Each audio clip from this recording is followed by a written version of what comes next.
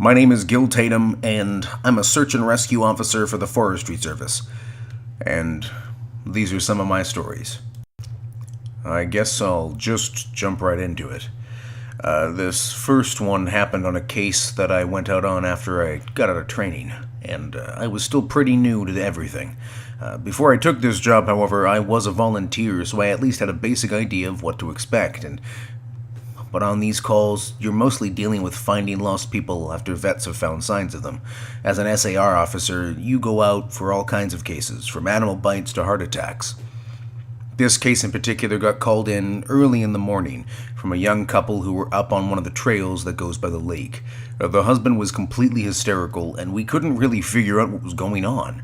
We could hear the woman screaming in the background, and he was begging us to come up there right away.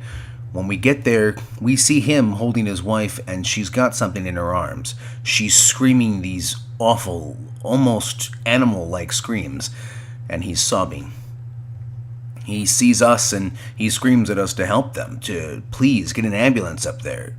And unfortunately, obviously, we can't just drive an ambulance up the walking path. So we ask him if his wife needs help or if she can walk on her own. He's still hysterical, but he manages to finally blurt out that it's not his wife that needs help.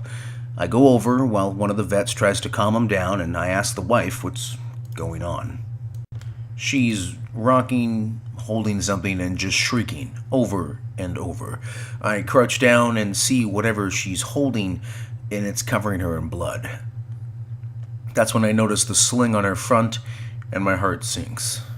I ask her to tell me what's going on, and I sort of pry her arms gently open so that I can see what she's holding, and it's her baby. Very obviously dead. His head is caved in on one side, and he's covered in scratches. Now, I've seen dead bodies before, but something about this whole situation hits me surprisingly hard. I have to take a second to compose myself. I get up and go to one of the other veterans who's standing by. I tell him it's a dead kid, and he sort of pats me on the shoulder and tells me he'll deal with it. But it took us over an hour to get this woman to let us even see her kid. Every time we try to take him from her, she flips out and tells us we can't have him, that he'll be okay, but she has to be the one to help him. Eventually, one of the vets manages to calm her down, and she gives us the body.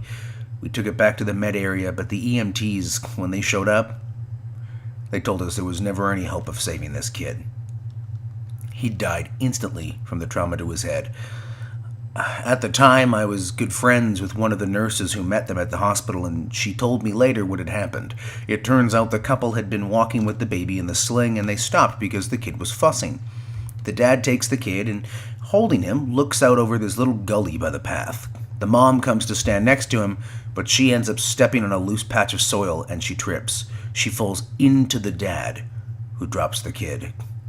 This kid ends up falling about 20 feet down this little gully under the rocks at the bottom. The dad climbed down and recovered him, but he'd fallen right on his head. He was dead by the time he got there. He was dead by the time he hit.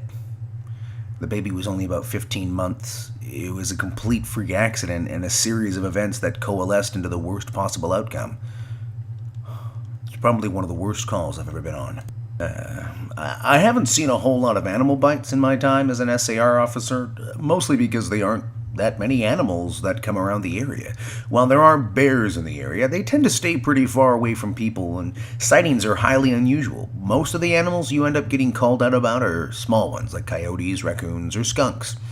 What we do see frequently, however, are moose. And let me tell you, moose are nasty fuckers. They'll chase after anything for any reason, and God help you if you get in between a female and its baby. One of the more amusing calls was some gentleman who'd gotten chased down by an absolutely massive male moose and was stuck up a tree. It took us about a good hour to get him down, and when he was finally on solid ground again, he looks at me and says, "God damn, them fuckers are big up close." I guess that's not really a scary story, but we still laugh about that one from time to time. Another one. I can't believe I'd forgotten this story, but it is by far the scariest thing that's ever happened to me. I guess maybe I've tried so long to forget about it that it just didn't come to mind right away. As someone who spends literally all of their time in the woods, you don't ever want to let yourself get scared of being alone or out in the middle of nowhere. That's why when you have experiences like this, you tend to just forget about them and move on. This is, to date, the only thing that's ever made me really seriously consider if this job is the right one for me. I don't really like talking about it much, but I'll do the best I can to remember it all. And as I recall, this took place right at the end of spring. It was a typical lost child call. A 4-year-old girl had wandered away from her family's campsite, and she'd been missing for about 2 hours.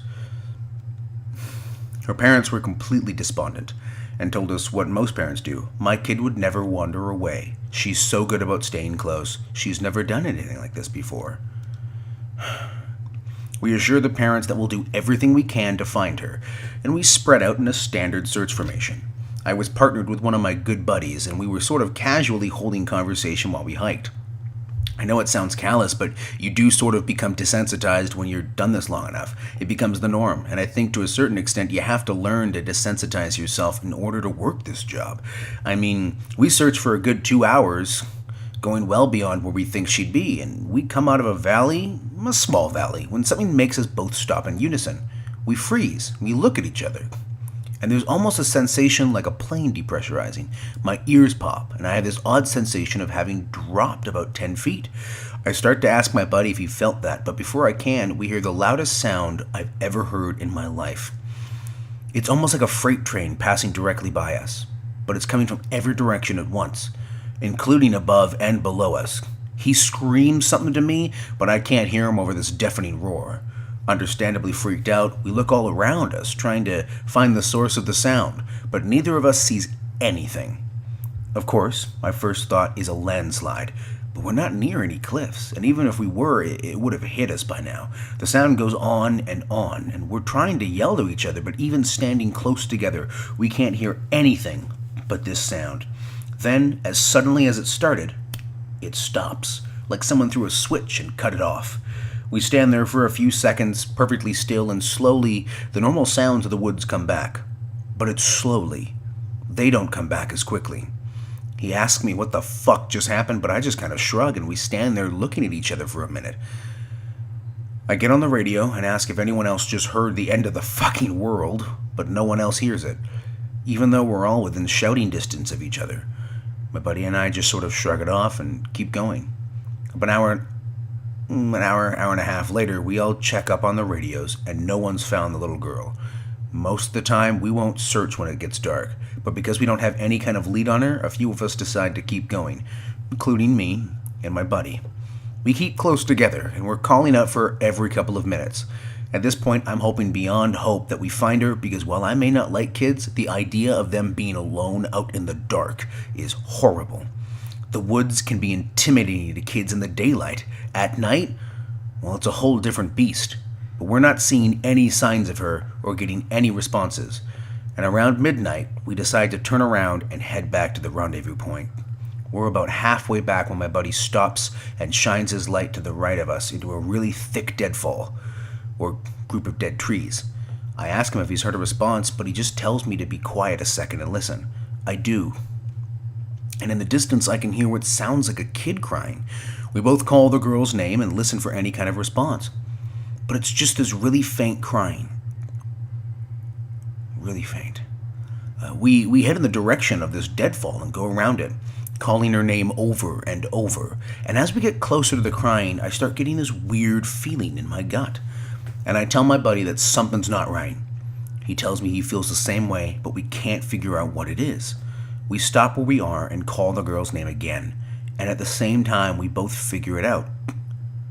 The crying is on a loop. It's the same little hitching sob, then wail, then quiet hiccup, repeated over and over. It's exactly the same every time, and without saying another word, we both take off running. It's the only time I've ever lost my composure like that, but something about it was so incredibly wrong, and neither of us wanted to stay out there anymore. When we got back to the rendezvous point, we asked if anyone else had heard anything strange, but no one else knew what we were talking about. I know it sounds sort of anticlimactic, but that call fucked me up for a long time. As for the little girl, we never found a trace of her. We keep an eye out for her, and all the other people who've never been found. But frankly, I don't think we'll ever find it. Any of them. Of the missing person calls I've gone out on, only a handful have ever really resulted in a complete disappearance, meaning no trace of the person and no body ever found. But sometimes finding a body just leads to more questions than answers. There was a teenage boy whose remains we'd recovered almost a year after he vanished. We found the top of his skull, 2 finger bones, and his camera almost 40 miles from where he was last seen. The camera, sadly, was destroyed. We found the pelvis of an older man who had vanished a month earlier. That was all we found, just a pelvis. The lower jaw and right foot of a 2-year-old boy on the highest peak of a ridge in the southern part of the park. And let me tell you, getting there when you know the lay of the land is one of the hardest damn things. So I can't imagine how that little boy got there. We found the body of a 10-year-old girl with Down syndrome, almost 20 miles from where she'd vanished. She had died of exposure 3 weeks after going missing, and all of her clothes were intact except for her shoes and jacket. There were berries and cooked meat in her stomach when they did the autopsy. The coroner said it appeared as if somebody had been taking care of her. We never found a suspect in that one. We found the frozen body of a 1-year-old baby found a week after vanishing in the hollow trunk of a tree, about 10 miles from the area he was last seen. There was fresh milk found in his stomach, but his tongue was gone. We once found the single vertebrae and right kneecap of a 3-year-old girl. It was found in the snow almost 20 miles from the campground her family had been in the previous summer. I'm going to talk about a couple of stories a friend of mine told me. I mentioned that you were all interested in the stairs from my previous recordings, and you're in luck.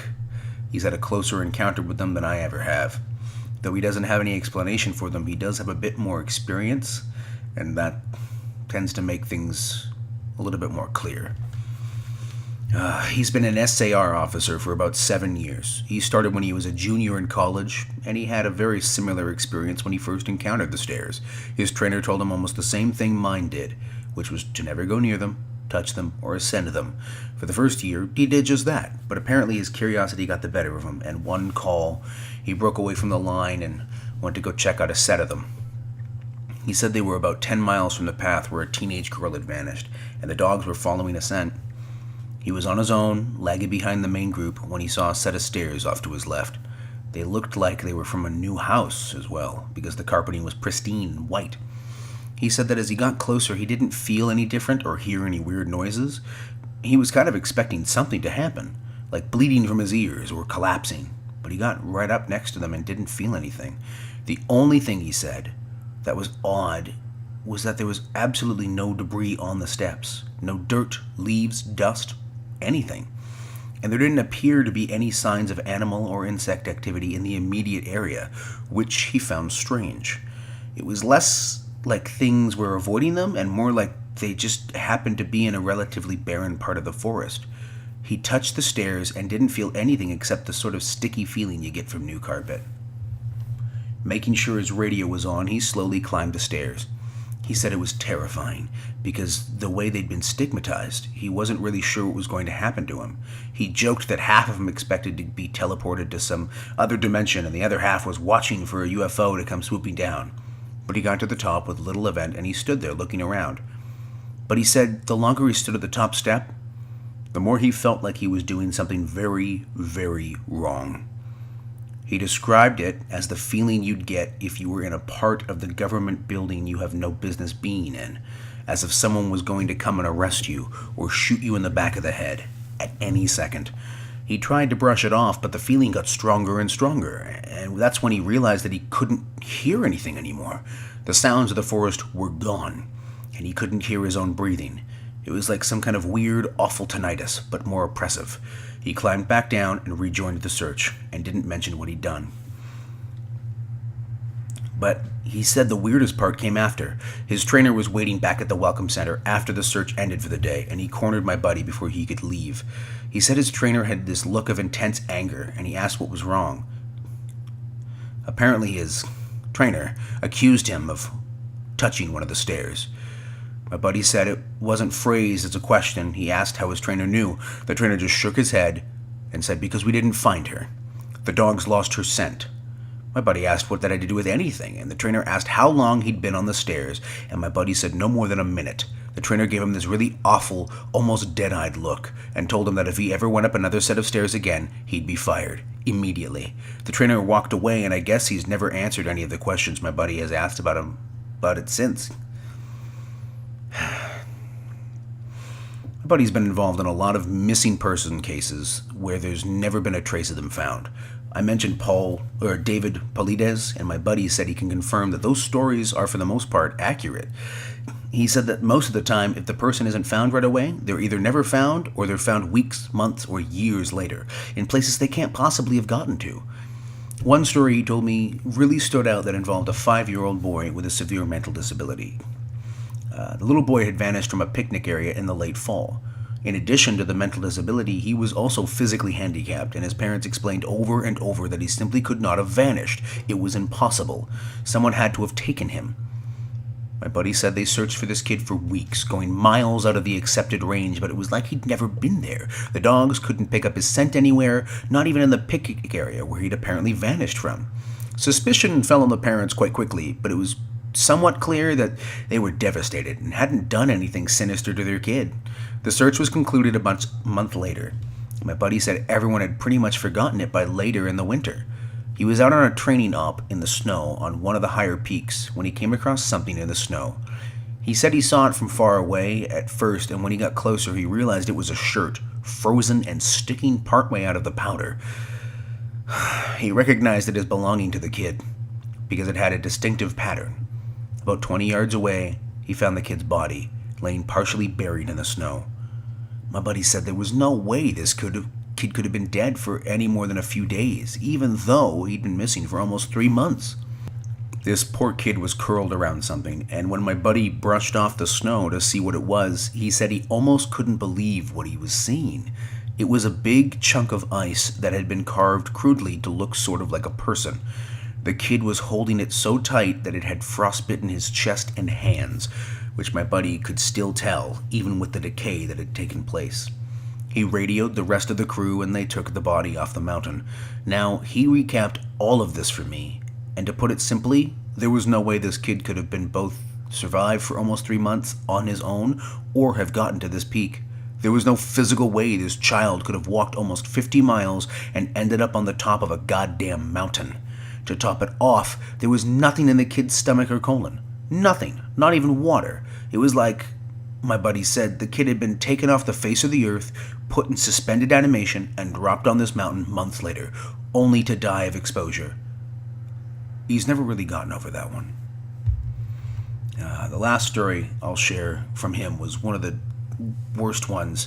It's taken place quite recently, actually, only a few months ago. They were out doing a recon for mountain lions because there had been several reports of sightings in the last couple of days, and one of our jobs is to scout out the areas where these animals are seen to ensure that they are in fact in the area, and we can warn people and close off those trails. He was out on his own in a very heavily forested part of the park towards dusk when he heard the sounds of a woman screaming in the distance. Now, as most of you know, when a mountain lion screams, it sounds almost exactly like a woman being brutally murdered. It's horrifyingly unsettling, but far from abnormal. My buddy radioed back and let ops know that he'd heard one, and that he was going to keep going to see if he could figure out where its territory started. He heard the mountain lion scream a couple more times, always from the same spot, and determined the approximate area of the mountain lion's territory. He was about to head back when he heard another scream, this time within only a few yards of him. Of course, he freaks out and starts heading back at a much faster pace, because the last thing he wants to do is run into a goddamn mountain lion and get mauled to death. As he got back to the path and started heading back, the screaming followed him, and he broke into a jog. When he was about a mile from ops, the screaming stopped, and he turned around to see if it was following him. It was almost night by this point, but he said in the distance, just before the path rounded a corner, he could see what looked like a male figure. He called out to them, warning them that the paths were closed and that he needed to come back to the welcome center. The figure just stood there, and my buddy started to walk over. When he was about 10 yards away, the figure took, as he described, an impossibly long step towards him, and let out the same scream my buddy had been hearing. He didn't say anything. He just turned and sprinted back to Ops, never looking behind him. By the time he got back, the screaming had moved back into the woods. He didn't mention it to anyone else, just said that there was a mountain lion in the area and that they would need to close those paths until the animal could be located and moved.